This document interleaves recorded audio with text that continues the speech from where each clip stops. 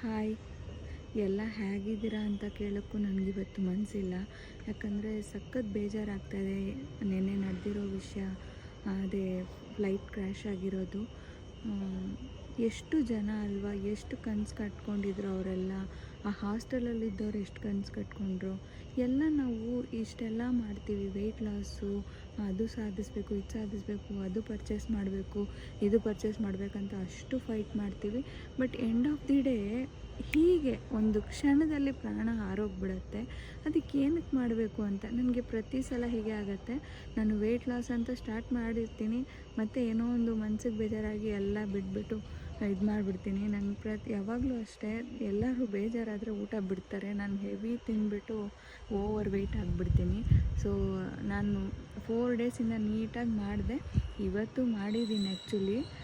ಎಲ್ಲೂ ನಾನೇನು ಚೀಟ್ ಮಾಡಿಲ್ಲ. ಮಾರ್ನಿಂಗ್ ಎದ್ದು ವಾಕಿಂಗೆಲ್ಲ ಹೋಗಿದ್ದೆ, ಡಯಟು ಫಾಲೋ ಮಾಡಿದ್ದೀನಿ. ಈಗಲೂ ವಾಕಿಗೆ ಬಂದಿದ್ದೀನಿ.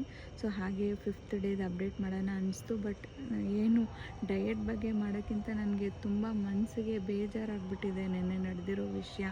ಜನ ನಾನು ನಂದು ಅಂತ ಎಷ್ಟು ಈಗೋ ಮೇಂಟೈನ್ ಮಾಡ್ತಾರೆ.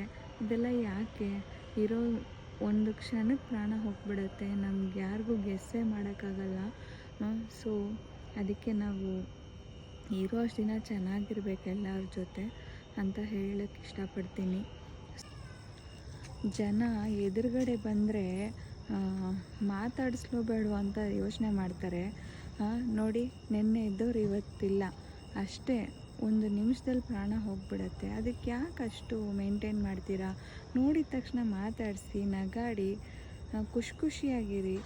ಏನಕ್ಕೆ ಅಯ್ಯೋ ಅವ್ರು ಅವತ್ತೇನೋ ಮಾಡಿದ್ರು, ಇವತ್ತು ನಾನು ಅವ್ರ ಜೊತೆ ಮಾತಾಡಬಾರ್ದು, ಜನ್ರಲಾಗಿ ಹೇಳ್ತಾ ಇದ್ದೀನಿ.